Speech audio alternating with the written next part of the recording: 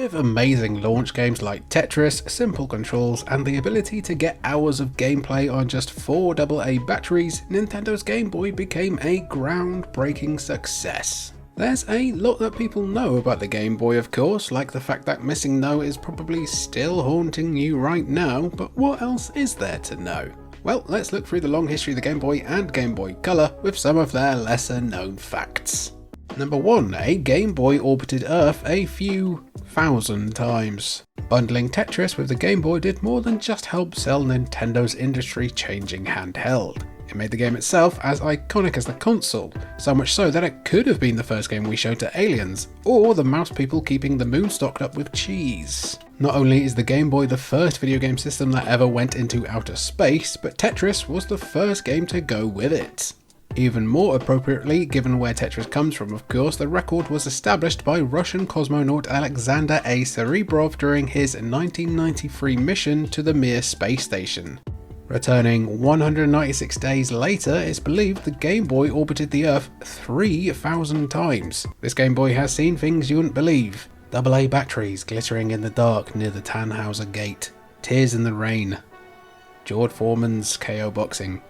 Seriously though, that's quite an adventure for a little Game Boy, which earned a nod from the Guinness Book of World Records for its distinction. It would eventually be donated to a collection that went up for auction in 2011, fetching a nice little grand or so. In today's post-lockdown retro market, you could probably buy Pluto or something with the proceeds if you auctioned it off again. Respect, Pluto. Number 2. Work It Boy.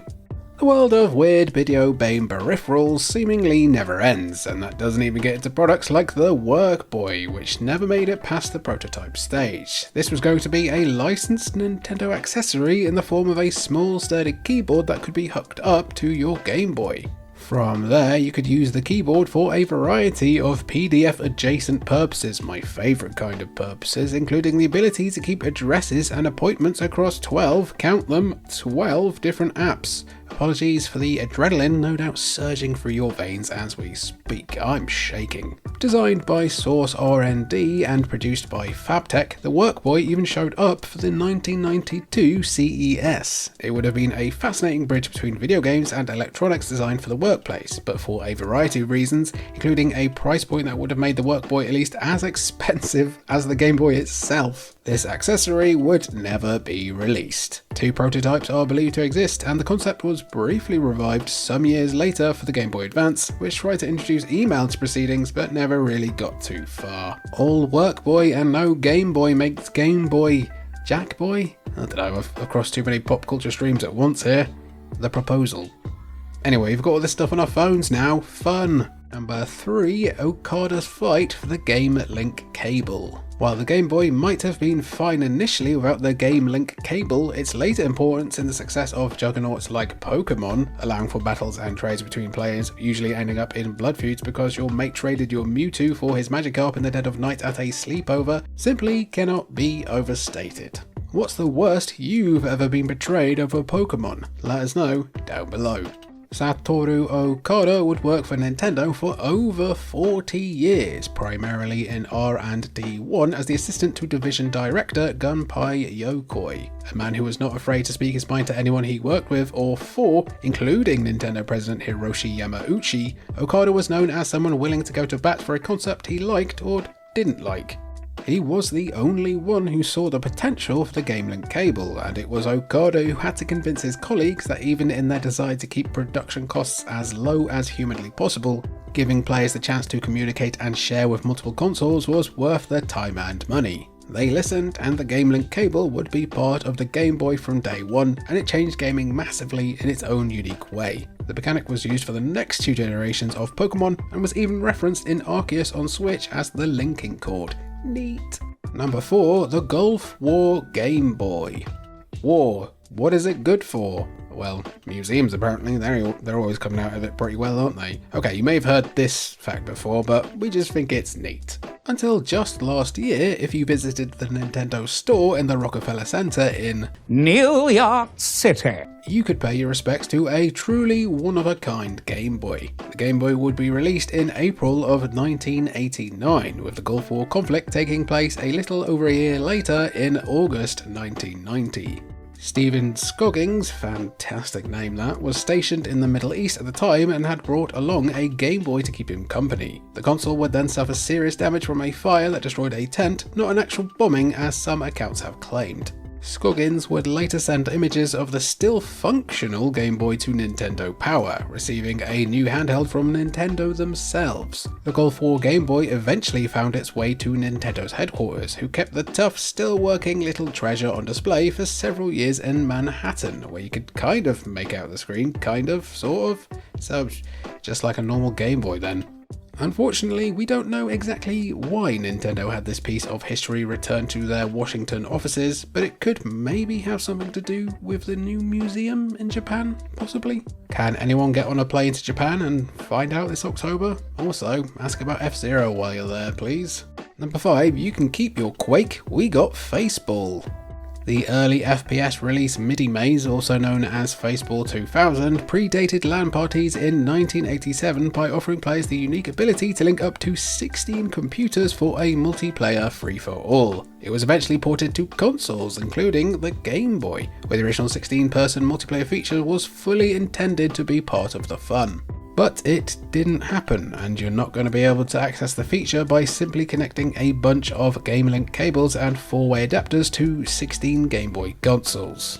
But do it anyway. If you've got them all lying around, just do it. I'm not going to stop you. I'm not going to stop you.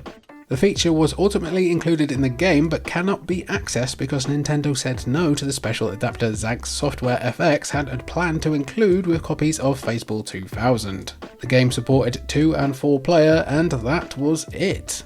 But then, in 2024, some mad lads actually managed to create the conditions necessary to make 16-person multiplayer a reality in Faceball 2000 on your Game Boy. Honestly, this looks like a great time. Keep your Fortnite.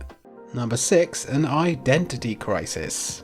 The Game Boy was simplicity itself in terms of its tech appeal and ease of use. However, the road to releasing the system in 1989 was a lot rockier than you might think. The two men most associated with its creation are Gunpei Yokoi, who initially saw the Game Boy as something along the lines of the simplistic Game & Watch series, and they already mentioned Satoru Okada, who wanted the Game Boy to act as basically a portable Famicom. These two absolute geniuses apparently had quite a few clashes over their distinctly differing visions for Nintendo's ambitious foray into the practically non-existent portable gaming market.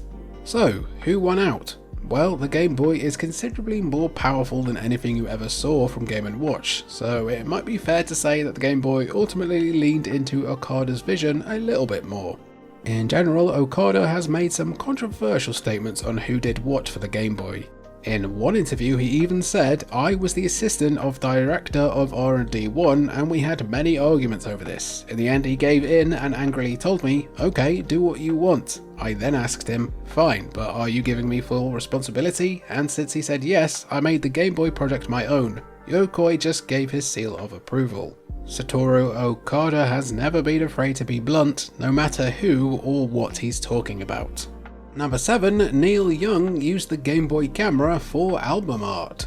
Music icon Neil Young has always been someone who is going to do whatever he feels like, really. This includes using the Game Boy camera to create some innovative and unique art that would be used for the cover of his 2000 album Silver and Gold.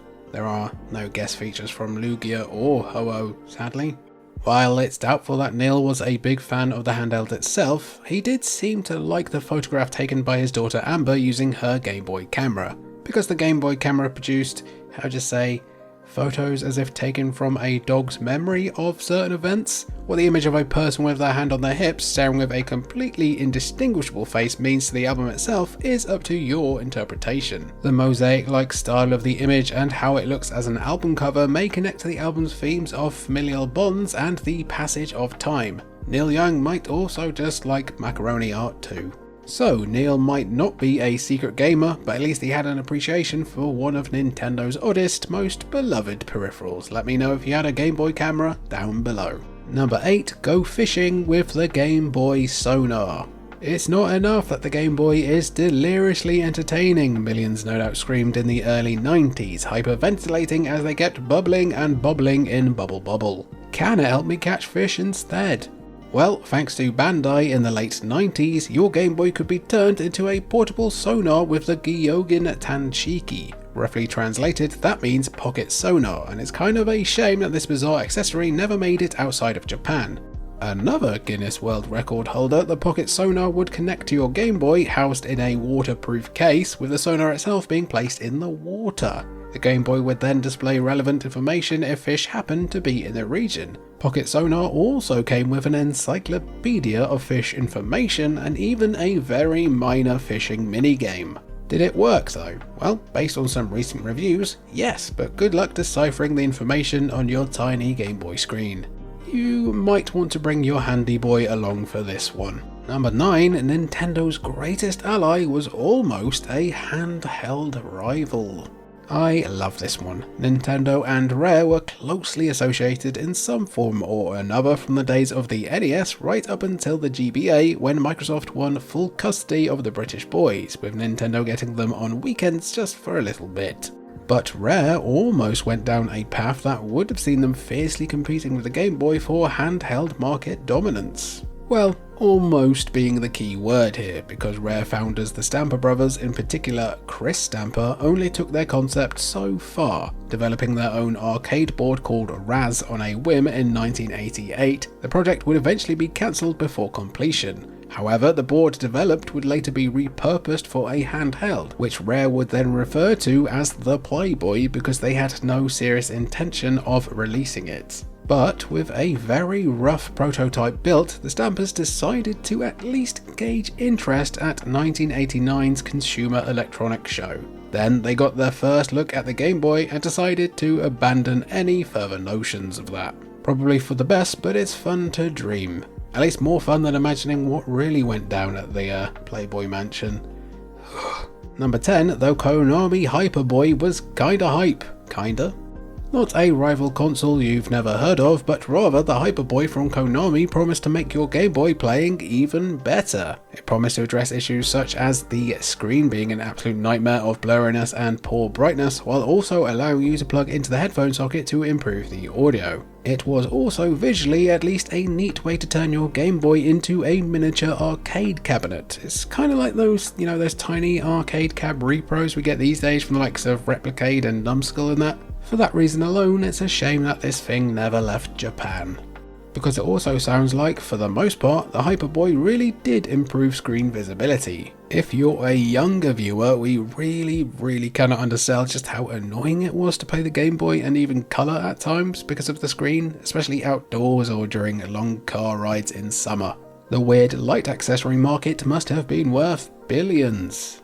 Anyway, retroactive reviews for the Hyperboy suggest that some games can even benefit from an arcade-style controller layout, particularly a shooter like R-Type, or a brawler like one of the TMNT Game Boy games, but that platformers like Super Mario Land may take some getting used to.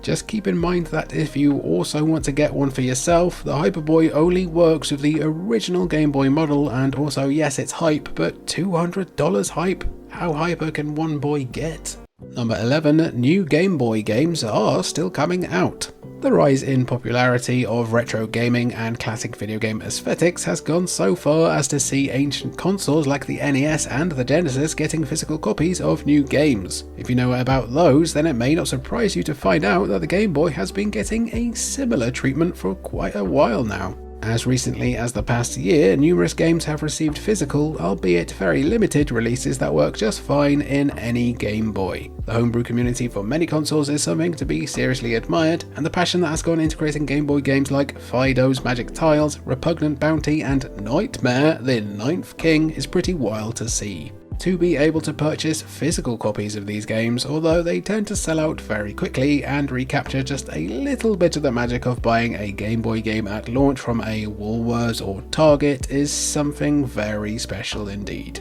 The Game Boy does still have a lot to offer. Do you think we will be seeing homebrew Switch games in 30 years from now? We're not so sure. Number 12, your Game Boy can fix your scooter. A recent article for Moto1.com revealed that for both the Game Boy Color and later Game Boy Advance, a special cartridge was made that was designed to use a Game Boy as a diagnostic tool for certain scooters made by Aprilia, Peugeot and Suzuki. After a simple hooking up process, the special cartridge could then show you information such as the speed of the engine throttle, and even the temperature functions. Using actuators, a technician or mechanic could determine if scooter features like the injectors, pumps or ignition will function both mechanically and electronically. With some scooters, you could even update the electronic control unit or ECU. And that's it. No minigames, nothing too exciting, not even a Caterpie to catch. But if you have a vintage scooter from one of Aprilia, Peugeot or Suzuki and you're willing to pay what could be a lot of money for a CIB copy, you too can experience what's technically the most accurate sim ever made for the Game Boy. Number 13, your mobile phone could take it online. The mobile Game Boy adapter was another example of Nintendo tinkering with some form of online gaming, but was released at a time when it was believed that only Japan's wireless mobile technology and reach was capable of allowing wireless play on compatible games. The project was a collaboration between Nintendo and Japanese company Mobile One, themselves jointly owned by Nintendo and Konami. The small adapter, costing around $51 and eventually $33 was connected to a blue cord that could be plugged into your phone and then into your Game Boy or Game Boy Advance, allowing for a primitive form of online play. Had the adapter been successful in Japan, it's safe to assume it would have at least had a fighting chance of a Western release. But that just didn't happen. We can assume a big part of that was low sales, which itself was due to the fact that very few games supported the adapter. The big one that did was Pokemon Crystal, and it's been speculated that since most of the game's audience didn't have their own mobile phones, remember this is early 2001, the main reason to buy the mobile Game Boy adapter disappeared. Also, on top of the price you paid for the adapter itself, there were 4 separate charges, including a content usage fee from Nintendo themselves, which asked you to pay to play Pokemon battles. I want to pay the very most, like no one ever has. Number 14, those cancelled Dino Crisis and Resident Evil GB ports. When we talk about the best in PS1 horror, Dino Crisis and Resident Evil, minus Survivor obviously, are cornerstones. So popular were they, those ambitious scamps that Capcom greenlit ports of both Dino Crisis and the first Resident Evil to the Game Boy Color. However, neither of these games ever made it to the system. The details of each cancellation are pretty interesting. Dino Crisis in fact had 2 Game Boy ports in production at different points. The first was a top-down adventure game that many believe was later used to develop Resident Evil Gaiden for the Game Boy Color, the Resident Evil game we did get but most wish we didn't. The other was a first-person game that would have utilised static backgrounds, images and blocks of text. And as for the Resident Evil Game Boy Color port, that was very nearly finished. Although the game would have aspired to be as faithful to the PS1 original as possible, Capcom shelved it with the statement that they were not confident that the product would have made both consumers and Capcom happy. You do wonder what version of Survivor they played then. Fortunately for all of us historians out there, this unfinished game was eventually leaked. It's not great, but it is history. That reminds me, I've got to play Resident Evil 1.5 one time. Number 15, the South Park game that became a Mary, Kate and Ashley game. South Park was an immediate hit after its August 1997 debut on TV. Video games naturally followed, with the first games arriving in 1998 and 1999, 57 years ago. The Game Boy Color was going to be part of the fun, with a game being announced and even advertised in Nintendo Power, but then the game seemingly disappeared from the release slate. As the story goes, Matt Stone and Trey Parker ultimately decided that a game based on the controversial animated series wouldn't be a good fit for the kid-focused Game Boy Color. Undaunted, Acclaim would simply take the largely finished title, which was eventually found and dumped in 2018, and use it for 2 other games, one of which was a Mary, Kate and Ashley tie-in game called Mary, Kate and Ashley Olsen Get a Clue, which just missed out on the Golden Joystick Award that year. Interestingly enough, both brands would eventually reject video games, with Mary Kate and Ashley suing Acclaim in 2004 for making a barrel of crappy games bearing their likeness, and Parker and Stone refusing another licensed game for a full decade after a succession of what we in the business like to call ploppers. Chef's Love Shack was it was fine. It was alright. And that was our video looking at just some of the cool facts and kittens about the original Game Boy and Game Boy Color. Would you like to see a video on the Game Boy Advance? What cool facts about the Game Boy could we maybe feature in a follow-up video? I've been Jimmy for Cultured Vultures, and thank you for watching.